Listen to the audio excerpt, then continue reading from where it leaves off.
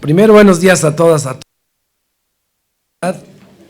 Primero, por su generosidad, por toda la oportunidad que me han dado, que le han dado al grupo parlamentario de Morena, a las diputadas, a los diputados, a los integrantes de la coalición Juntos Hacemos Historia. Ustedes han sido fundamentales para poder que los ciudadanos ejerzan su derecho a estar informados, y para nosotros es valioso que a través de los medios de comunicación, de la libertad de expresión y del trabajo y el oficio periodístico, ustedes nos den la oportunidad de que los ciudadanos sepan lo que estamos haciendo, tanto en nuestra tarea legislativa, la agenda legislativa que postula, defiende y convierte en iniciativas, o en debate político la coalición, pero también el desempeño transparente como servidores públicos, y eso para mí tiene una gran valía. Yo creo que esa es la única manera que se expresa el derecho a la libre expresión que existe en nuestro país y a la libertad de prensa. Esa es la convicción que yo tengo y la convicción que tienen los integrantes de la bancada de Morena. Y en este día quería yo primero dar testimonio de mi gratitud de verdad sincera a todos sin excepción, y ofrecerles también y pedirles que me obsequien su comprensión, su generosidad, si es que en algún momento, en lo individual como coordinador del grupo, en lo personal como diputado amigo de ustedes, o algún integrante del grupo parlamentario, hombre y mujer, se excedieron. Y si así fue, que nos obsequien generosamente su comprensión, y les ofrecemos disculpas si así fue. Y con el deseo de que este año sea un año en que las luces del nuevo año, que siempre generan esperanza, generan en los seres humanos la posibilidad de soñar con un mejor futuro, lo sea para ustedes, que en sus hogares, que en su familia, que en su trabajo, que en su persona haya bienestar, haya salud y la posibilidad de ser felices cada día. Eso es lo que les deseo con todo corazón a todas y a todos. Buen día, diputado. Aquí presente la magistrada presidenta del TRIFE. Ella dice que están asegurados la calificación de las elecciones, también la limpieza, y que todo se va a hacer conforme a la ley y que no hay ningún nubarrón después de este golpe que le dieron a Reyes Rodríguez, que pues ellos están trabajando unidos. ¿Cuál es tu opinión en torno a esto? Y también, a lo mejor pareciera que no hay relación, pero lo que vimos ayer en Ecuador, cómo el narcotráfico pues se crea todo un caos. En nosotros, México, ¿qué tan alejado está de una situación así? Porque ahí sí hubo balazos. Gracias. Miren, en el caso del tribunal, yo creo que es una institución del Estado mexicano que es consistente. Es tan consistente que son consistentes sus pleitos desde hace 9 años. Le pasó a Yanine, le pasó después a José Luis Vargas, luego le correspondió al magistrado Reyes. Entonces eso ya forma parte, digamos, de la consistencia en la forma de organización interna que tiene el tribunal, y a pesar de esas, nubarrones que se presentan internamente en ese órgano colegiado, los procesos electorales han salido y se han dado conforme a los tiempos que establece la ley. Toda la judicialización que se ha hecho de los procesos electorales previo al inicio del proceso, en precampañas, en campañas y postelectoral, la calificación de los procesos lo ha sacado adelante el tribunal en sus diferentes instancias, y yo creo que va a ser lo mismo. Hay que dar un voto de confianza y respetar, como nosotros hemos exigido, el respeto a la forma de organización interna que tiene la Cámara de Diputados, su órgano de gobierno. Así hay que respetar al tribunal, y yo creo que al final sí va a ir ciertos sobresaltos, pero como dicen en mi pueblo, al final se acomodan las calabazas. Pero el hecho de que se le relacione muy directamente con Morena. No implica dudas o que haya por ahí algún pues sí, que la gente diga que trabajara de forma imparcial. No, miren, hubo muchos, a mí me correspondió, ustedes lo sabrán. No hay que olvidar la sentencia y el sentido de la votación que han tenido en diferentes asuntos que han sido analizados y dictaminados y votados por ellos. Está lo más reciente que nos generó conflicto a nosotros, fue la integración de la comisión permanente y el número de integrantes, y ella votó en contra de la propuesta que estábamos haciendo nosotros, y en ese momento no la acusaron de ser propanista o emesista, ¿no? No, yo creo que hay que creer en que tenemos en el Instituto Federal Electoral, con todos los problemas que se presentan y las diferencias que existen de carácter partidario, de carácter partisano, hay que darle un voto de confianza porque es el instrumento jurisdiccional que tiene el Estado mexicano y los mexicanos para sacar adelante el proceso electoral.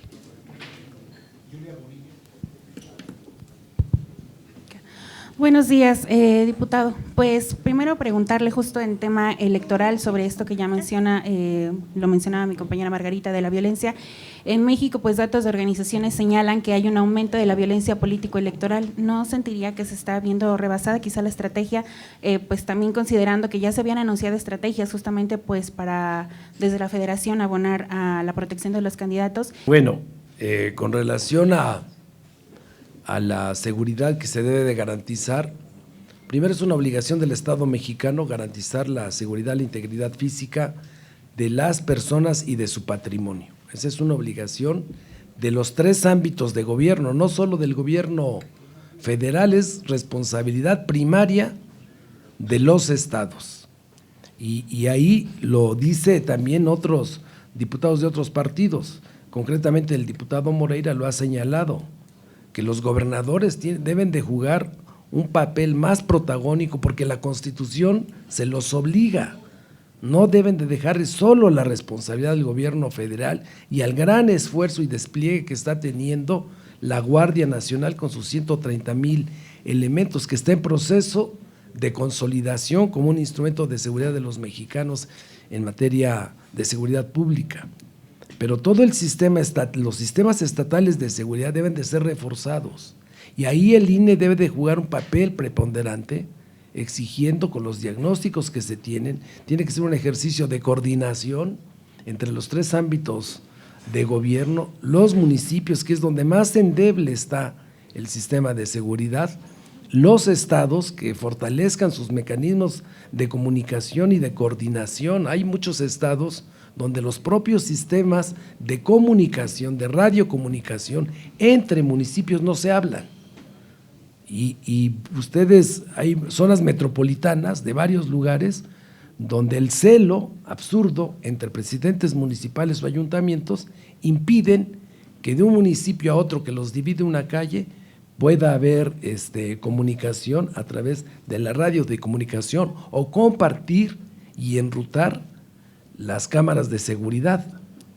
Yo he conocido de muchas experiencias en varias entidades, de las zonas metropolitanas, de las 13 zonas metropolitanas más grandes de nuestro país, incluso de zonas metropolitanas compartidas por estados, como la propia Ciudad de México, que es metropolitana, la zona metropolitana abarca 3 estados de la República, o en el caso de Puebla, o en el caso de de Coahuila y Durango, que debe de haber mayor coordinación. Yo creo que es fundamental y es un llamado a las entidades federativas, a los gobiernos municipales y al Instituto Nacional Electoral para que se fortalezca y no dejar todo la estrategia de seguridad exclusivamente, hacerla descansar en la Guardia Nacional o en el gobierno federal, porque acá mismo aprobamos muchísimos recursos en materia de seguridad, en equipamiento, en capacitación, en pago de personal,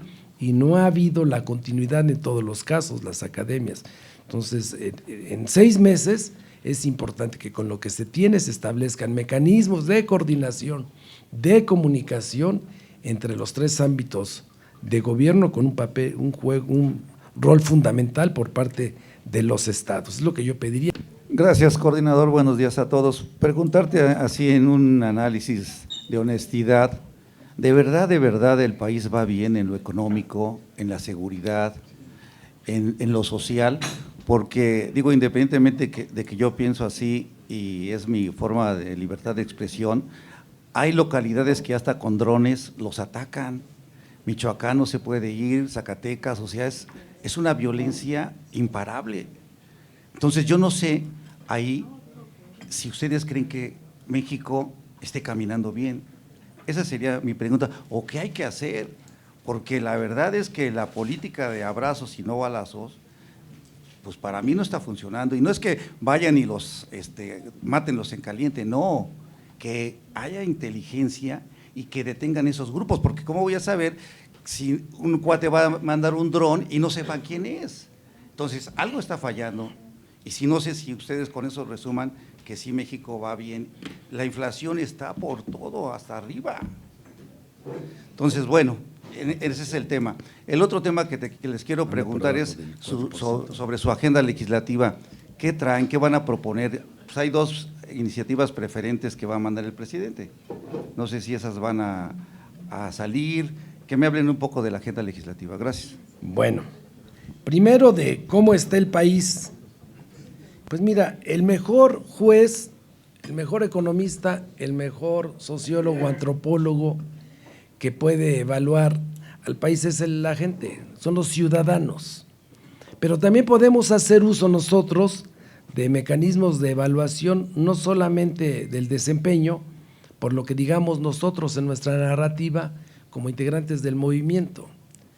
También podemos recurrir a lo que dicen los organismos que miden diferentes indicadores sobre cómo se encuentra un país. ¿Qué dice la OCDE? Que en este momento una de las principales economías en el mundo en crecimiento más estable es México. Eso lo dice la OCDE para los seguidores de la OCDE, y que la OCDE certifica todo porque le tiene miedo al caos. Y por lo mismo está permanentemente evaluando. Las calificadoras, todas ubican a nuestro país, y no han variado su calificación, con un pronóstico más, incluso por encima de la expectativa que tenían los criterios de política económica para el 23. El Fondo Monetario Internacional y el Banco Mundial, todo lo que es el consenso de Washington, también señala que México es una de las 12 economías más potentes en el mundo. La situación económica en general del país establece que de las 33 millones de familias, los niveles de consumo se incrementaron en 30 millones. La redistribución del ingreso a través de los programas sociales ha permitido que se abatan las desigualdades, que se reduzca el número de pobres. Esa es la política de abrazos, no hay que confundirnos. Abrazos no es someter nuestros cuerpos al calor fraternal. Abrazos es disminuir la desigualdad, abatir las desigualdades que son la causa primaria de que se esté dañando el tejido social en México. Convirtieron a México en una fábrica de pobres, convirtieron a nuestro país en una fábrica de frustraciones donde la mayoría de la gente no veía una esperanza. Hoy el horizonte para los mexicanos es mucho más prometedor. Claro que la cuestión de la seguridad, que viene siendo un problema estructural, que yacía precisamente en la desigualdad, en la pobreza, en el abandono, va a costar trabajo. Fueron 2 generaciones en las que de manera metódica se encargaron con el modelo de negocios en el que convirtieron al Estado mexicano en ir lacerando todas las capas más bajas de la sociedad en términos económicos, en términos de cultura las más altas. Entonces yo estoy seguro que en el corto plazo y en el mediano el mejoramiento en los ingresos, en el consumo, en las condiciones de vida, en la reducción de la brecha de desigualdad, va a permitir también que las causas que generan la inseguridad vayan resolviendo este problema. Va a haber muchas opiniones en contra y es normal. Y en este debate habrá quienes pensemos de esta manera y lo veamos con esa óptica, pero habrá también en la democracia quienes lo vean de otra manera. Y hay ejemplos muchos de cómo en México se le reconoce, contrario a las políticas, nuevamente de repetir esquemas de modelos económicos del pasado que están haciendo crisis. Y no lo voy a señalar a ningún país en particular por respeto a esos países y a sus gobiernos, pero es evidente que México está en este momento mucho mejor que como estaba en el 2018. Y finalmente los mexicanos lo van a decidir en el momento que tomen y ejerzan su derecho a votar. Se requiere, repito, sí, profundizar los mecanismos de coordinación. Eso creo que es fundamental, creo que ahí se debe de interiorizar, los gobernadores lo tienen que hacer. Yo he estado cerca de la realidad con relación a esto que estás señalando y también advierto ahí que el discurso de dejar todo a la federación, todo al gobierno federal, todo a Guardia Nacional, ha sido un pretexto por parte de autoridades municipales y de autoridades estatales. La agenda legislativa ya pasaba, cerraba la agenda legislativa. Tenemos en principio, ustedes lo vieron, está instalada, está trabajando para perfeccionar y construir por consenso una reserva a la reducción de la jornada laboral de 48 a 40 horas en el horizonte de planeación que se estableció por parte de la Mesa del Trabajo, que como ustedes saben está integrada por funcionarios del Gobierno de México a través de la Secretaría del Trabajo y de Gobernación, con los representantes del sector empresarial agrupados en el Consejo Coordinador Empresarial, sus 13 organizaciones, y con la participación también de las centrales obreras que estuvieron aquí presentes y los diputados representantes de cada partido. Nosotros esperamos que para el mes de marzo ya se tenga una redacción puntual que será presentada ante el Pleno de manera directa, como reserva. No puede seguirse el trámite a través de comisión porque la comisión, como ya se señaló, ya aprobó un dictamen y el dictamen, para que tenga el respaldo de al menos 334 votos, requiere ir por consenso. Si no encontramos el consenso, será muy difícil que pase. Y por parte de Morena hemos insistido, abrimos este espacio, encontramos la comprensión por unanimidad de todos los grupos parlamentarios, fue ratificado por el Pleno de los Diputados. No es ya la iniciativa que presentaron unos diputados de Morena, diputada de Morena o diputados de Morena. Es una decisión del Pleno de la Cámara de Diputados por unanimidad. Solamente se presentó una abstención, pero nadie votó en contra. Y en esa unanimidad está el compromiso de esta legislatura de construir, junto con empresarios, porque es muy importante su participación, su anuencia, de las centrales obreras sobre todo, que es el instrumento de organización que tienen los trabajadores, para que tengamos una reserva de consenso en términos de progresividad y de diferenciación con relación a las diferentes alternativas de ocupación que tienen los y las trabajadoras.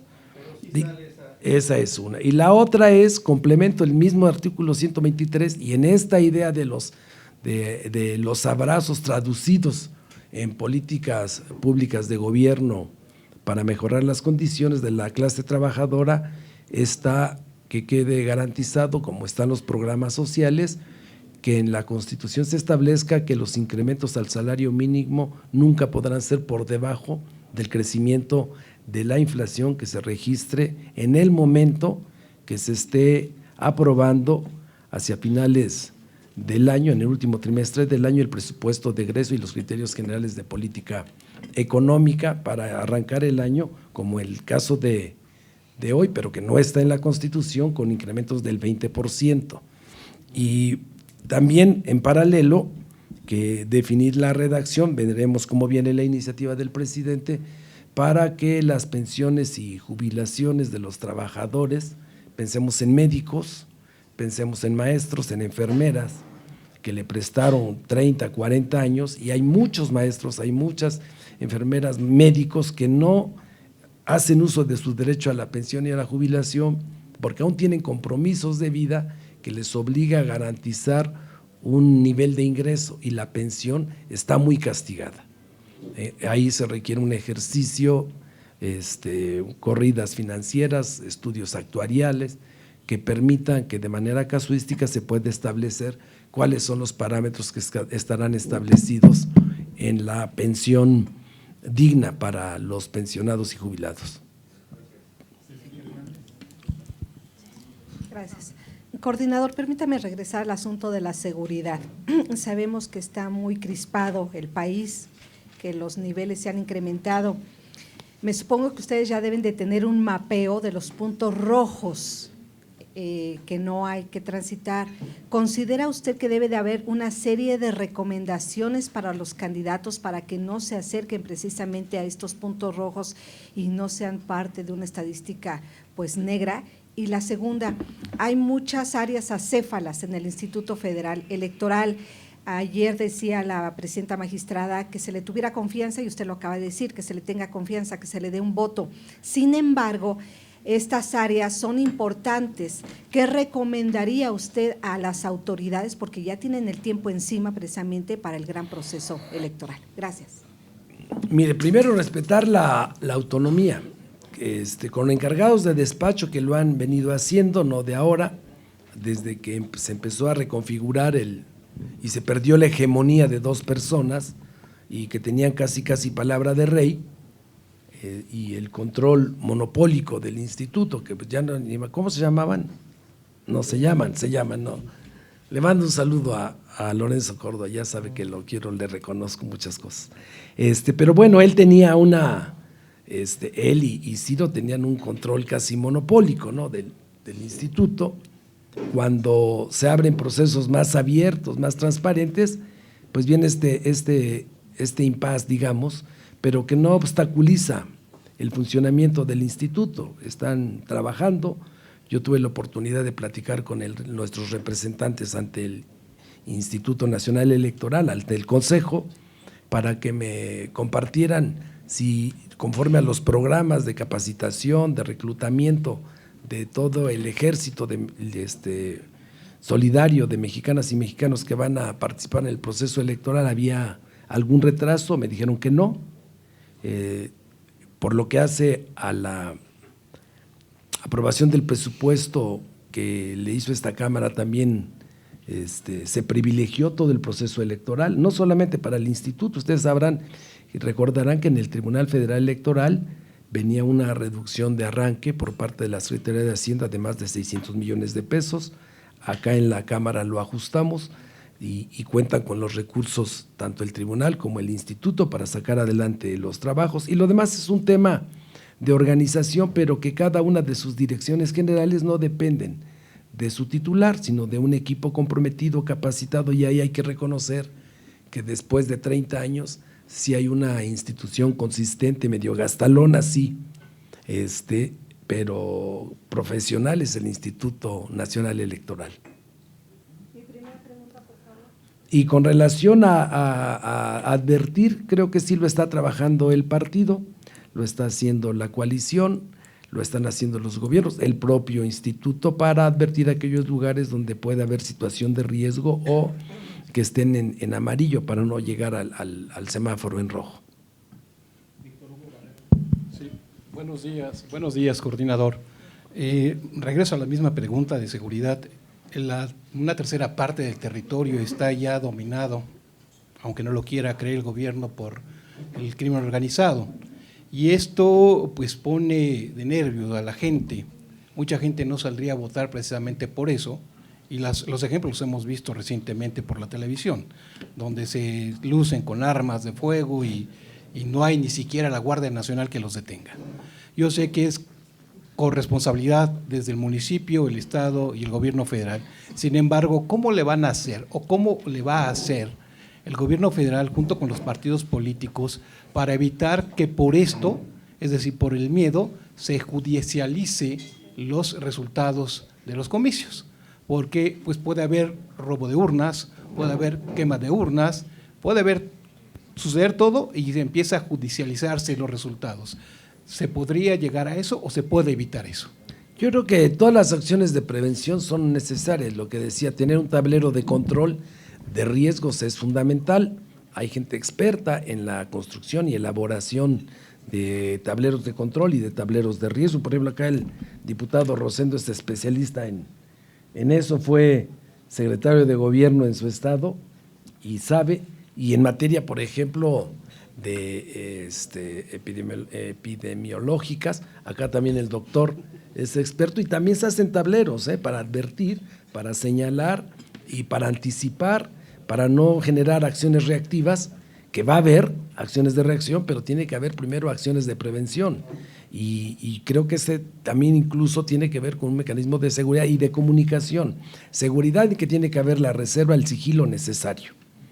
Y si no, pues se pierde el efecto. Y de comunicación, de que todos contribuyemos, tanto candidatos, partidos, medios, hay que contribuir para que la gente tenga la confianza y no exacerbar ese sentimiento que puede generar miedo y que en lugar de beneficiar al proceso democrático puede dar paso. Incluso, fíjense, yo conozco, y esto no lo quiero generalizar para que no se malinterprete, pero yo he visto campañas en varios estados donde se genera toda una estrategia de miedo. Se genera una estrategia de miedo, una estrategia y que utilizan las redes sociales para hacer montajes, utilizar videos de otros lugares para inhibir la votación y gane aquel que tiene mayor capacidad de movilización, que tiene, como dicen los políticos, el aparato, ¿no? Neoliberal, el aparato. Los que tengan más aparato y dinero generan una política de miedo, la gente no sale y ellos, como tienen el aparato, pues hacen ganar a sus candidatos. Entonces hay que tener mucho, mucho cuidado y más en procesos electorales. Y yo lo he visto, no lo generalizo, pero son cosas que por eso en el tablero de control se están estableciendo y se pueden establecer en un tablero de riesgos cuáles son aquellos lugares, aquellos distritos, aquellos municipios que uno puede identificar o que sabe. Yo hasta ahí la dejaría. Maru. ¿Dónde está? Chihuahua, ya llegó Maru.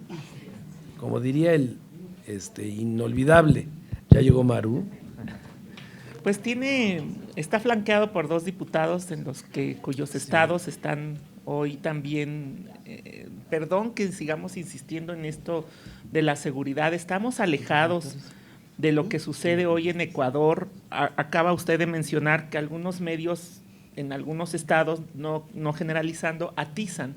El presidente, señalando el cubo de Grupo Fórmula, dijo que estos eran los culpables de lo que hoy estaba sucediendo. Entonces, me preocupa, al ser Tabasco el primer lugar en desempleo, que se haya dado en la tierra del presidente estos enfrentamientos y que en Chiapas se comiencen las redes a relacionar al candidato de Morena a la gubernatura con el crimen organizado, y ayer 30 muertos en un enfrentamiento del cártel Jalisco Nueva Generación y el cártel de Sinaloa en la zona de los Altos de Chiapas.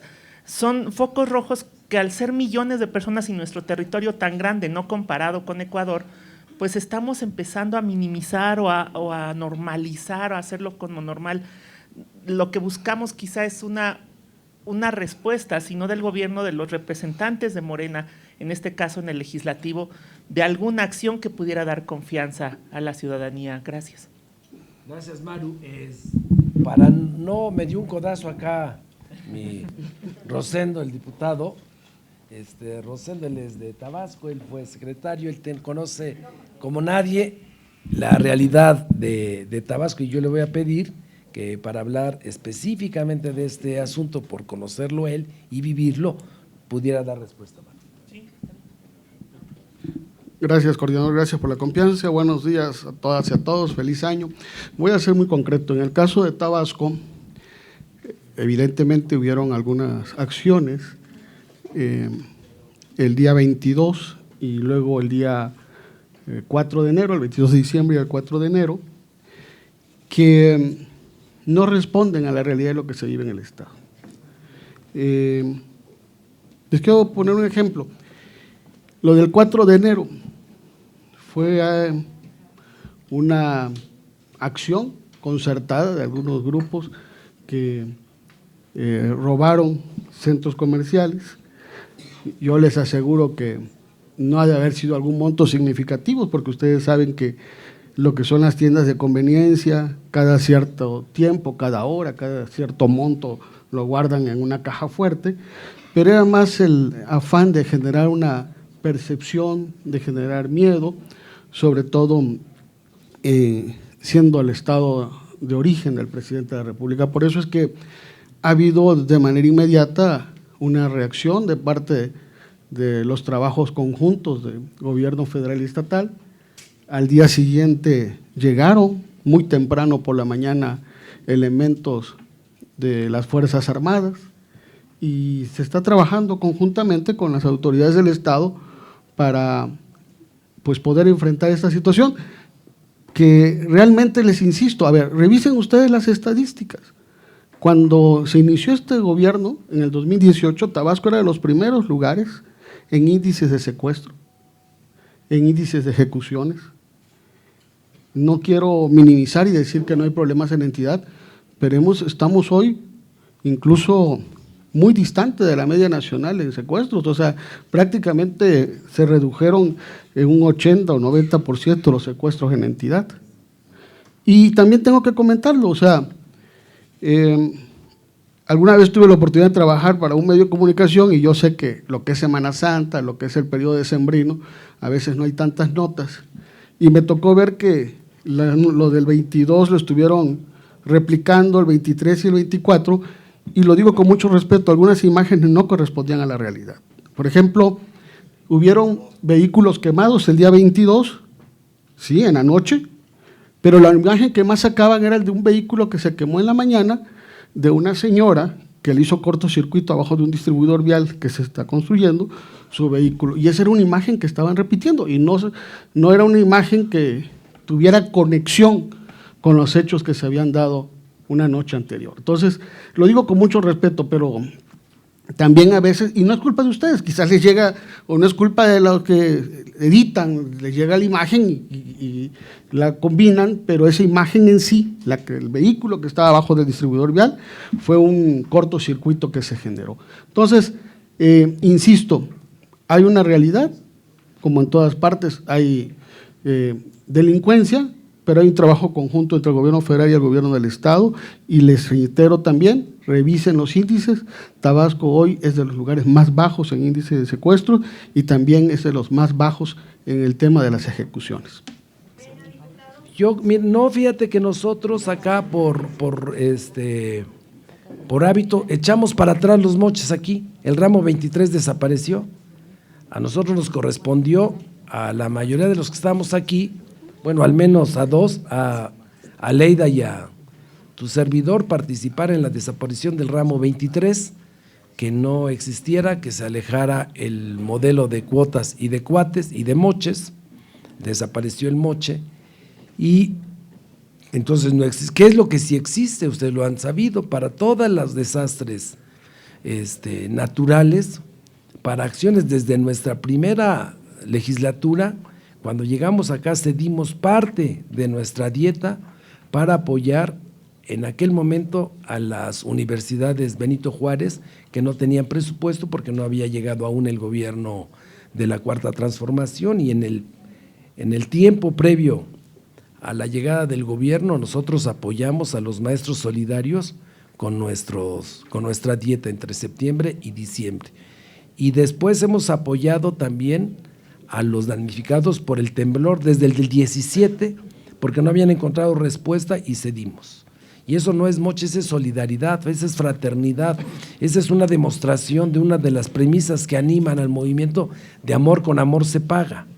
Pero no ha habido de uso indebido de los recursos que son del pueblo de México para destinarlos vía moche a ninguna otra actividad. Sí, repito, y lo hemos hecho público, recientemente con nuestros hermanos de Acapulco, e incluso muchas de las acciones de solidaridad que ha hecho la Cámara de Diputados no solamente ha sido de la coalición Juntos Hacemos Historia, ha sido con la aprobación de todas y de todos los diputados, de sus coordinadores, en las que se han canalizado apoyos de economías de la Cámara o de aportaciones de diputados en función de diferentes situaciones en las que se ha visto afectada la población más vulnerable.